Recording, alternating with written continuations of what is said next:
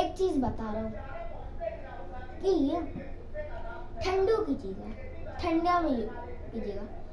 अब देखिए दूध तो सब लोग पीते हैं, है ना। हाँ, अब दूध को ना ठंडियाँ जब आ जाए तब दूध में हल्दी मिला के पीजिएगा, ताकि जो दूध हो वो थोड़ा और पावरफुल हो जाए। जैसे दूध से तो सब में पावर आती है, वो थोड़ा और पावरफुल होगा। उससे क्या होगा, जो दूध होगा वो हमें एनर्जी तो देगा, साथ में जो ऐसे उंगलियां नहीं फोड़ते हैं, ये उंगलियां फोड़ देंगे तो दूध से हमारा ये जो ग्रीस होता है, बोन्स में हमारा जो ग्रीस होता है वो मेंटेन रहेगा। और हल्दी से हम और गोरे होंगे, नहा के तो गोरे होते हैं, लेकिन और गोरे होंगे उससे। और जो हल्दी है उससे ताकत भी आएगी। बस, जय हिंद।